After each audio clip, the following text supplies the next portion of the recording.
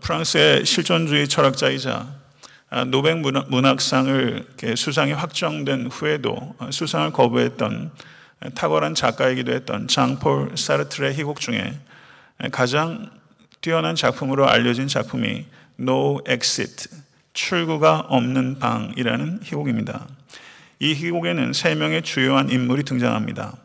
한 사람은 동지들을 배신한 후에 도망가다가 열차가 전복되어서 죽고 말았던 신문기자 가르생이라는 남자가 있고, 또 한 사람은 동성애자로서 자신이 사랑하는 여인의 남편을 죽인 우체국 직원이었던 이네스라는 여인이 등장합니다. 그리고 세 번째 인물은 애인과 낳은 아기를 죽여버린 창녀 에스텔, 이렇게 세 사람이 등장합니다. 이 세 사람이 각각 죽음을 맞이했고 그리고 지옥에 가게 됐습니다. 이 세 사람은 지옥불과 같이 끔찍한 지옥의 형벌을 두려워했는데 이들에게 주어진 형벌은 단지 예전에 만난 적이 없었던 이 세 사람이 영원히 한 방에 갇혀 있게 되는 징벌이었습니다. 그 방은 단 no exit, 출구가 없습니다. 그런데 가르생이라는 남자는 이네스라는 여인으로부터 자기가 결코 비겁하지 않은 사람이라는 것을 인정받기를 원하는 욕망을 가지고 있었습니다. 그리고 레즈비언이었던 이네스는 에스텔이라는 여인의 마음을 얻는 것을 욕망합니다. 그리고 에스텔은 가르생이 자기를 욕망하기를 욕망하고 있었습니다.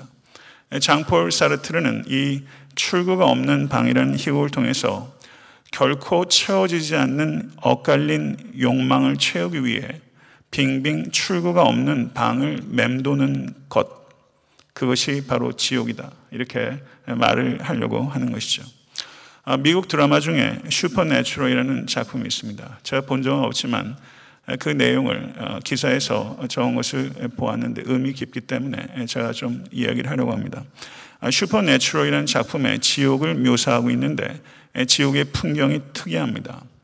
죽은 사람들이 줄을 서서 기다리고 있는 것입니다. 시간이 지남에 따라 뒤에 있는 사람이 한 사람씩 앞으로 나아가게 됩니다. 그래서 제일 앞에 도달하게 됐을 때 무엇이 있었는가? 아무것도 없었습니다. 그래서 맨 앞에 사람이 다시 제일 뒤로 갑니다. 그리고 또다시 줄을 서서 있는 것이죠. 이것이 지옥이라는 것입니다. 그러면 이 미국 드라마에서 이야기하는 지옥은 무엇인가? 행동하지만 행동에 아무 의미가 없는 곳, 그것이 바로 지옥이다. 아무 의미가 없는 행동을 지속적으로 반복하는 것, 그것이 지옥이다. 이렇게 장폴 사르트르가 출구 없는 방이라는 희곡에서 묘사했던 지옥, 그리고 슈퍼내추럴한 미국 드라마에서 묘사했던 지옥은 무시무시한 형벌이 있는 지옥은 아니지만 우리의 삶의 모습과 매우 흡사하게 닮아있는 지옥의 모습입니다. 오늘 본 말씀 베드로 전서 1장 3절에서 12절의 말씀은 닫혀있고 줄 서 있는 지옥과 같은 삶을 소망이 없이 반복해서 살아가고 있는 인생들에게 베드로가 보내는 일종의 소망에 관한 편지다, 이렇게 볼 수 있는 것이죠. 이 부분은 4개의 소단락으로 연결되어 있습니다. 헬라어는 매우 까다롭게 구성되어 있습니다. 4개의 소단락들 중 핵심 단락은 3절에서 5절의 말씀입니다. 3절에서 5절에서 말씀하는 바는 하나님의 구원의 계획과 능력에 대한 성도의 찬양을 기록하고 있습니다. 6절에서 7절은 구원의 하나님에 대한 확실한 믿음은 고난을 이기게 하며 반드시 상급이 있다라는 말씀입니다. 8절에서 9절의 말씀은 보지 못한 예수를 사랑하고 보지 못한 예수를 믿고 기뻐하는 진정한 성도의 삶의 모습을 기록하고 있습니다. 그리고 10절에서 12절의 말씀은 선지자들이 예언하고 천사들이 그토록 살펴보기 원하였던 구원의 복음을 온전히 알게 되고 믿게 된 교회의 성도들의 영광스러운 특권과 책임에 대해서 기록하고 있는 말씀입니다. 첫 번째 단락은 3절에서부터 5절까지인데 구원의 하나님에 대한 찬양의 말씀입니다. 사도 베드로는 이렇게 시작합니다. 우리 주 예수 그리스도의 아버지 하나님을 찬송하리로다. 그런데 실제 성경 원어는요, 찬송하리로다로 시작합니다. 그런데 사도 바울 역시 에베소서를 시작할 때 본론에서 1장 3절에서 뭐라고 이야기를 하냐면요, 찬송하리로다. 하나님 곧 우리 주 예수 그리스도의 아버지께서 그리스도 안에서 하늘에 속한 모든 신령한 복을 우리에게 주셨습니다. 이렇게 사도 바울도 인사했습니다. 하나님께서 우리를 위해서 하신 일과 하나님께서 우리를 위해서 하실 일에 대한 성도의 최초의 최고의 최선의 반응은 항상 찬양이어야 하는 것입니다. 그래서 사도 베드로는 머뭇거리지 않습니다. 사도 바울도 머뭇거리지 않습니다. 마치 증기기관차가 역을 출발하자마자 강렬한 수증기와 열기를 공중으로 내뿜어내는 것처럼 사도 베드로와 사도 바울은 서신서로 돌입하자마자 저는 뜨겁게 하나님을 찬양하는 열기를 뿜어내고 있는 것입니다. 성도님들의 입속에 찬양이 회복되기를 간절히 바랍니다. 찬양하고 싶은 마음이 들 때까지 기다리지 마십시오. 찬양하십시오. 그럼 여러분의 마음에 하나님이 모셔질 것입니다. 그리고 하나님이 여러분의 마음속에 모셔지면 여러분의 인생은 회복되게 될 것입니다. 3절은 하나님을 우리를 거듭나게 하시는 분이다, 이렇게 말씀하고 있습니다. 사실은 동격입니다. 하나님은 우리를 거룩하게 하시는 분, 관계대명사절로 그렇게 표현되고 있는 것입니다. 하나님의 우리를 거듭나게 하심, 이것이 신앙생활의 시작이고 성도의 삶의 시작입니다. 그런데 이 거듭남은 그의 많으신 긍휼대로 우리에게 주어진 것입니다. 이 말은 거듭남은 성도의 자격이나 공로에 의해서 이루어지는 것이 아니라는 것입니다. 오직 하나님의 긍휼로 인해서 위로부터 부어주는 영적 출생, 그것이 거듭남입니다. 거듭나지 않아도 되는 사람은 한 사람도 없습니다. 거듭나야 하는 이유는 거듭나지 않으면 한 사람도 하나님 나라에 들어갈 수 없기 때문입니다. 거듭남은 우리의 능력으로 이루어지는 것이 아니라 하나님의 능력으로 이루어지는 기적입니다. 그렇기 때문에 거듭남을 위해서 우리가 할 수 있는 일은 기도입니다. 하나님께서 우리를 거듭나게 하신 목적은 산 소망이 있게 하기 위한 것입니다. 그렇다면 이 산 소망은 어디에서 출처하는가? 그것을 사도 베드로는 하나님께서 예수 그리스도를 죽은 자 가운데서 부활케 하심으로 이 산 소망이 시작됐다고 말씀하고 있는 것입니다. 그리스도인의 산 소망은 다시 사신 그리스도에게서부터 시작되는 것입니다. 할렐루야. 사랑하는 성도 여러분, 거듭나게 하신 두 번째 목적은 유업을 잊게 하기 위해서입니다. 여기서 유업이라고 번역되고 있는 헬라어가 클레로노미아라는 단어인데요, 이 단어가 신약 성경에서는 두 가지로 번역됐습니다. 어떤 곳에서는 유업이라고 번역되고 있고 어떤 곳에서는 기업이라고 번역됩니다. 유업 혹은 기업이라고 번역되고 있습니다. 그런데 구약 성경에서 이 클레로노미안이라는 단어가 나오는 용례를 찾아보면요, 구약 성경을 헬라어로 번역한 것이 70인역 셉투아진트입니다. 거기에 클레로노미아로 번역되고 있는 이 단어는 뭘 가리키느냐?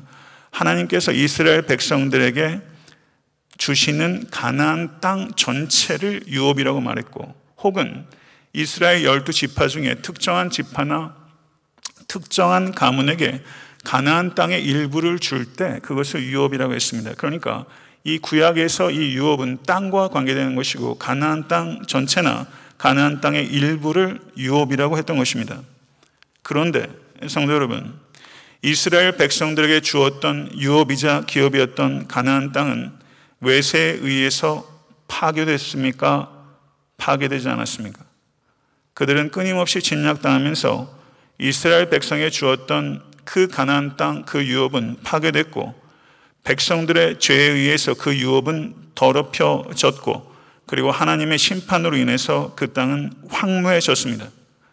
그러나 교회, 곧 새 이스라엘인 그리스도인들에게 주어지는 이 유업은 이 세상에 있는 땅이 아니라 하늘에 속한 유업이고, 그리고 여러분과 저에게 그리고 모든 참된 성도에게 약속된 이 유업은 사망에 의해 썩지 않고 죄로 인해 얼룩지지 않고 시간에 의해서 결코 손상되지 않는 유업, 이것을 주시기 위해서 하나님께서 우리들을 거듭나게 하신 것입니다. 성경은 하나님께서 그 유업을 하늘에 간직하고 계시다고 4절에 말씀하고 있고, 그리고 하나님께서는 이 유업을 받을 성도 각자들을 하나님의 능력으로 이 땅에서 보호하고 계시다, 이렇게 5절에서 말씀하고 있는 것을 믿으실 수 있게 되길 간절히 바랍니다. 여기서 보호하다라는 성경 언어 포르레오는 이런 뜻입니다. 신중히 주시하여 안전하게 보관하고 지키다. 여기서 하나님께서 보호한다고 했을 때 이 보호하시면 두 가지 의미가 있습니다. 이탈하지 못하도록 막아 보호하다라는 의미가 있고, 외부의 공격으로부터 보호하다라는 두 가지 의미가 이 보호하다라는 단어 가운데 있습니다. 이것을 본문의 내용에 집어넣어서 해석하게 되면, 하나님께서는 하나님의 자녀들인 이 자리에 계신 각 성도님들이 하나님의 유업을 받는 것에서 이탈해 나가지 못하도록 보호하시고, 하늘의 유업을 빼앗으려는 외부의 공격으로부터 우리를 보호하시는 불의 벽과 같은 분이십니다. 이것을 믿으실 수 있게 되기를 간절히 바랍니다. 그런데 하나님의 이 보호하다라는 이 동사가 현재 분사형입니다. 그렇기 때문에 이 보호하심은 과거의 보호하심이나 일회적인 보호하심이 아니라 현재의 지속적인 보호하심, 유업을 받을 때까지 하나님께서는 항상 현재적으로 지속적으로 나를, 여러분을 보호하고 계신 것입니다. 그렇게 주시하시고 보호하고 계신 것을 믿으실 수 있게 되기를 간절히 바랍니다. 거듭난 성도에게는 말세에 나타내기로 예비하신 구원이 주어지게 될 것입니다. 구원에는 세 가지 국면이 있습니다. 첫째는 칭의요, 둘째는 성화요, 셋째는 영화입니다. 말세에 나타나기로 예비하신 구원, 저는 성경의 지금 텀을 그대로 가지고 지금 강의하고 있는 것입니다. 말세에 나타나기로 예비된 구원, 그것은 칭의나 성화가 아니라 영화를 가리키는 것입니다. 칭의된 성도는 반드시 성화되며, 칭의된 성도는 반드시 영화되는 것입니다. 영화는 우리의 썩을 몸이 그리스도의 몸으로 변화되는 것을 이해하는 것입니다. 그리스도의 성품과 그리스도의 몸을 갖게 되는 것이 영화이고, 이것이 구원의 완성입니다. 진실로 청화된 성도는 반드시 거룩한 삶을 추구하고 거룩한 삶의 열매가 나타나게 되고, 완전한 삶은 아니지만, perfect life는 아니지만 transformed life, changed life가 있게 될 것이고, 그리고 반드시 glorification, 영화를 맛보게 될 것입니다. 이것을 믿으실 수 있게 간절히 바랍니다. 3절부터 5절까지 구원의 계획과 능력에 대해서 찬송하리로다 라고 말했던 베드로가 6절과 7절에서는 갑자기 고난의 문제를 언급합니다. 중생한 성도의 명백한 삶의 증거 가운데 하나는 고난을 대하는 방식입니다. 그래서 베드로 사도는 이렇게 말합니다. 그러므로 너희가 이제 여러 가지 시험으로 말미암아 잠깐 근심하지 하게 되지 않을 수 없으나 오히려 크게 기뻐하는도다. 세상 사람들에게 고난의 시작은 기쁨의 끝입니다. 그러나 중생한 성도에게는 고난은 오히려의 기쁨의 시작입니다. 할렐루야. 성도 여러분, 오히려의 기쁨, 이것은 세상 사람들이 알지도 못하고 추구하지도 못하고 경험할 수도 없는 기쁨입니다. 우리는 오히려의 기쁨을 알 수 있는 사람입니다. 여기서 기뻐하다라고 번역된 헬라어는 성경 밖에는 없는 단어입니다. 아갈리아오라는 단어인데요, 성경 밖에는 없는 단어예요. 이것은 세상은 이 기쁨을 알지 못하고 구하지도 않는 기쁨이기 때문입니다. 이것은 단순한 감정이나 기분을 나타내는 것이 아니라 깊고 참된 영적 기쁨을 의미하는 것입니다. 이 아갈리아오의 기쁨은 여러분에게 무엇인가 닥침으로 인해서 기뻐하는 것이 아니라, 어떤 사건 때문이 아니라 모든 사건 위에 계시고 모든 사건을 다스리시는 구원의 하나님으로 인해서 기뻐하는 그 기쁨, 그 영적 기쁨을 의미하는 것입니다. 성도는 고난의 끝에는 영광을 얻게 될 것이며 고난 중에는 성숙함을 얻게 될 것이라는 것을 아는 사람입니다. 고난 중에서 하나님을 기뻐할 때 하나님께 가장 크게 영광을 돌릴 수 있다는 것을 기억하십시오. 고난 중에 계신 성도가 계시다면 오늘 기쁨을 위해서 씨름하십시오. 그럴 때 하나님께서 가장 크게 기뻐하시게 될 것이고 그리고 크게 영광 받게 될 것입니다. 7절의 말씀을 보시면요, 거기에 이렇게 이야기합니다. 너의 믿음의 확실함은 불로 연단하여도 없어질 금보다 더 귀하여 예수 그리스도께서 나타나실 때 칭찬과 영광과 존귀를 얻게 할 것이니라. 믿음의 진정성이 어떻게 드러납니까? 여러 가지 시험을 당할 때 그 사람의 믿음의 진정성이 드러납니다. 불로 연단되는 과정을 통해서 금에 포함된 불순물이 다 없어지고 그리고 금이 훨씬 더 정련돼서 정금이 되는 것처럼 여러 가지 시험의 불을 통해서 성도의 믿음은 정결해지고 정련됩니다. 그런데 정련된 금의 값어치보다 정련된 믿음의 가치가 더욱더 탁월한 것입니다. 금은 가장 내구력이 강한 금속 가운데 하나라고 합니다. 그런데 금도 언젠가는 없어집니다. 그런데 사도 베드로는 금은 없어질지언정 정금과 같은 믿음은 결코 없어지지 아니하고 하나님께서는 그 믿음을 결코 잊지 않으시고 반드시 보상하신다고 말씀하고 계십니다. 그리고 그와 같은 믿음의 보상을 세 가지로 말씀하고 있는데 그것은 칭찬과 영광과 존귀입니다. 고난 가운데 계실 때 고난의 이유를 명확하게 알 수 없을 때가 사실은 많습니다.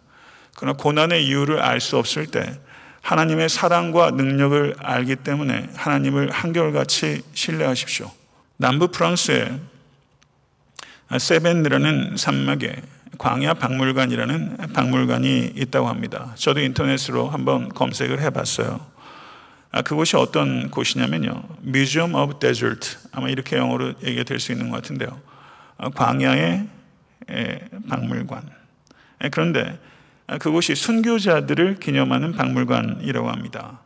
프랑스의 루이 14세에 의해서 개신교도들이 예배 드리는 것이 금지된 낭트 칙령이 있었습니다. 그런데도 불구하고 개신교도들이 모여서 지속적으로 예배를 드리는 과정에서 많은 사람들이 잡히게 됩니다. 그래서 무려 이 박해가 1세기 동안 진행이 됐는데요, 이 프랑스의 이 개신교도들을 위그노라고 불렀던 것 같습니다. 이 위그노들이 1세기 100년입니다. 이 100년의 박해를 견딜 수 있었던 배경은 가정 예배와 성경이었습니다. 잡힌 목사들은 사형에 처해졌고 여자들은 종신형에 처해졌고 남자들은 노예선에 끌려갔고 아이들은 수도원에 강제 입양됐습니다. 100년 동안 있었던 일입니다.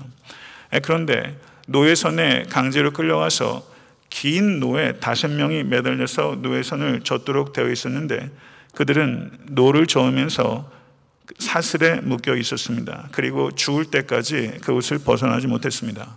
그들이 탔던 갤리선, 큰 노예선을 복제해서 박물관에 전시했는데요, 이 복제된 배에 노예가 써놓은 글이 있었습니다. 뭐라고 이 노예가 거기에 글을 썼냐면요, 나를 맨 사슬은 그리스도의 사랑의 사슬입니다.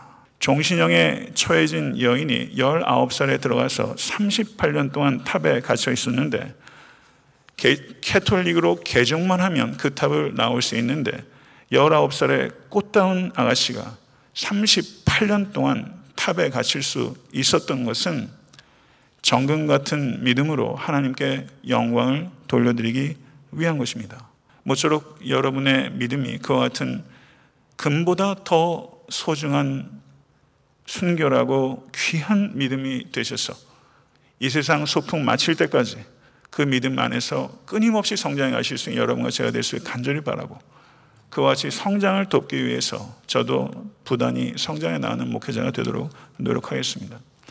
8절과 9절의 말씀을 보게 되면요, 그리스도인의 두 가지 특징을 기록하고 있는데 여기에서 문법적으로 보게 되면 두 가지 특징은 사랑과 기쁨입니다. 그리스도인의 두 가지 특징은 사랑과 기쁨이에요. 그리스도인들은 예수를 보지 못하였으나 예수를 사랑하는 사람이고, 그리스도인은 예수를 보지 못하였으나 믿고 말할 수 없는 영광스러운 즐거움으로 기뻐하는 사람입니다. 할렐루야. 6절에서 이미 기쁨에 대해서 사도 베드로는 얘기했는데 6절에서 말하는 기쁨은 예비하신 구원, 완성될 구원에 대한 소망으로 인한 joy, 기쁨이었다면 이 8절의 기쁨은요, 예수 그리스도와 개인적이고 인격적인 교제로 말미암은 기쁨이에요. 이 기쁨을 사도 베드로가 뭐라고 표현했냐면요, 한번 그 부분을 한번 같이 한번 읽어보십시다. 말할 수 없는 영광스러운 기쁨. 영어 번역은 뭐라고 말하냐면 inexpressible and glorious joy. 말로 담을 수 있는 경치는 굉장히 작습니다. 언어가 표현할 수 있는 한계를 넘어서는 inexpressible and glorious joy, 크고 심오하고 빛나는 기쁨이 예수 그리스도의 인격적 관계에 있습니다. 성도 여러분, 예수 그리스도와 그와 같은 인격적이고 지속적인 교제의 기쁨이 여러분의 기쁨 되실 수 있게 되기를 간절히 축원합니다. 성도 여러분, 천국에 가면요, 우리가 보지 못하고 사랑했던 예수, 보지 못하고 믿고 보지 못하고 기뻐했던 예수를 우리가 보게 될 거예요. 요한일서 1장 1절 한번 생각해 봤습니다. 태초부터 있는 생명의 말씀에 관하여 우리가 들은 바요 눈으로 본 바요 자세히 보고 우리의 손으로 만진 바라. 천국에서는 그리스도를 손으로 만지는 기쁨이 저는 기다려지고, 천국에서는 그리스도께서 저를 만져주시는 기쁨도 저는 확신합니다. 문둥병자를 만져주시고 야이로의 딸을 손잡아 주셨던 주님, 율법은 금지하고 있는 터붓이 됐던 그들을 만지셨던 주님께서 왜 천국에서 여러분을 만지시지 않겠으며, 왜 천국에서 주님을 만지고 싶은 충동을 왜 억제해야 합니까? 여러분, 천국에 가서 주님을 눈으로 보게 될 것이고 그분의 품에 안기게 될 것입니다. 성도 여러분, 그 기쁨을 기대하십시오. 이제 네 번째이자 마지막 단락인 10절에서 12절의 말씀은 앞에 나오는 소테리아, 구원을 부연해서 설명하고 있습니다. 교회 시대 그리스도인들에게 주어진 놀라운 구원의 복음의 특권과 영광이 얼마나 위대한 것인지에 대해서 사도 베드로는 이야기하고 있습니다. 베드로는 수신인들에게 하나님의 구원의 복음에 대해서 더욱 감사하고, 그리고 진실되게 그 복음을 살아내고, 그리고 뜨겁게 그 복음을 증거하도록 하기 위해서 이 구원의 복음이 온전하게 계시가 된 신약 시대의 성도들이 얼마나 복된 성도인가 하는 것을 이 10절부터 12절에서 이야기하고 있는 것입니다. 구약의 선지자들은 예언으로 예수 그리스도의 고난과 예수 그리스도의 영광에 대해서 충만하게 임한 그리스도의 영으로 예언했습니다. 그렇지만 그들이 예수 그리스도의 고난과 영광에 대해서 이야기했지만, 그리고 그들은 그것을 열심히 연구하고 부지런히 살폈지만 구원의 복음의 총체적인 것들을 그 선지자들은 다 보지도 다 이해하지도 못했습니다. 그런데 구약의 가장 위대한 선지자들도 다 보지 못하고 다 이해하지 못했던 그 온전한 구원의 복음이 여러분과 저에게 계시가 된 것입니다. 신약 시대에 아무리 미미한 그리스도인이라 할지라도 구약 시대의 가장 위대한 선지자들보다 우린 구원의 복음의 핵심을 온전히 이해하게 된 것입니다. 이 구원의 복음을 천사들도 더욱더 살펴보기 원했던 그 복음이 여러분과 저에게 주어진 것입니다. 사랑하는 성도 여러분, 그 복음은 그리스도의 고난과 그리스도의 영광에 대한 것입니다. No cross, no crown. 고난 뒤에 영광이 옵니다. 이것이 그리스도의 삶의 순서였고, 그리고 그 그리스도를 사랑하고 믿는 성도의 삶의 순서 역시 고난 뒤에 영광이 있는 것입니다. 예수께서는 요한복음 16장 19절에서 20절에 너희가 세상에 속하였으면 세상이 자기의 것을 사랑할 것이나 너희는 세상에 속한 자가 아니요 도리어 내가 너희를 세상에서 택하였기 때문에 세상이 너희를 미워하느니라. 내가 너희에게 종이 주인보다 더 크지 못하다 한 말을 기억하라. 사람들이 나를 박해하였은즉 너희도 박해할 것이요 내 말을 지켰은즉 너희 말도 지킬 것이라. 성도 여러분, 그리스도인들은 세상의 미움을 받게 됩니다. 왜냐하면 그리스도인들은 세상에 속한 자가 아니라 세상에서 택함을 받은 자이기 때문입니다. 우리가 성경의 가치, 그리스도의 삶을 우리의 말과 우리의 행동에 구현하면 세상 가치와는 심각한 충돌이 벌어지게 될 것이고, 그리고 그것은 미움과 박해로 이어지게 될 것입니다. 예수 그리스도께서는 장밋빛 약속으로 추종자들을 모은 것이 아니라 가장 정직한 교사로서 그리스도를 따르는 엄연한 대가에 대해서 말씀하셨고, 교회와 강단은 그 대가에 대해서 선포해야 하는 것입니다. 말씀을 맺겠습니다. 성도 여러분, 채워지지 않는 욕망을 위해서 아무 의미도 없는 행동을 반복하며 사는 삶은 지옥과 같은 것입니다. 우리는 구원의 장엄하고 아름다운 구원의 빛에 비추어 성도답게 빛의 자녀로 살아야 하고, 성령 안에서 그렇게 살 수 있는 사람이 된 것을 믿으실 수 있기를 간절히 바랍니다.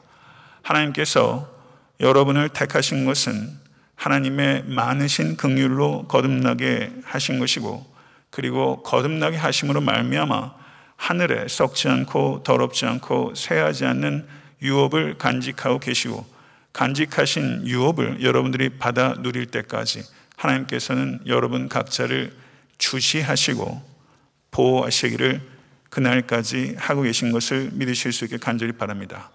이것을 믿는 성도는 어떠한 삶의 고난이 닥친다 할지라도 오히려 기뻐하는 성도가 되는 것이고, 고난 중에서 구원의 하나님을 기뻐하는 것이 성도가 할 수 있는 성도의 본성이 된 것입니다.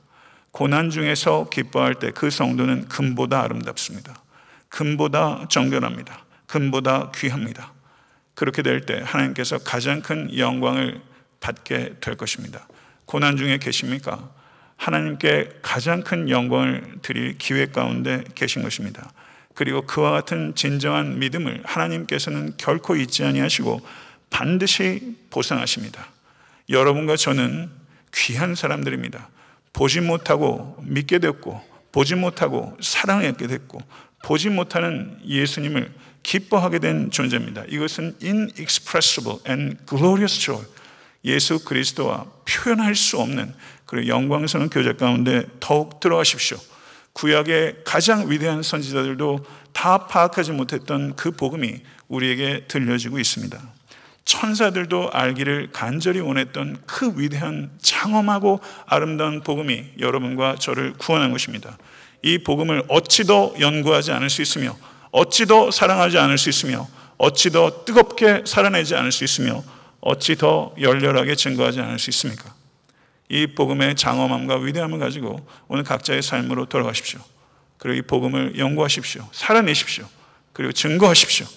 그리고 세상을 변혁시키는 여러분과 저 애타한테 섬기는 교회가 될 수 있게 되기를 우리 주 예수 그리스도 이름으로 간절히 축원합니다.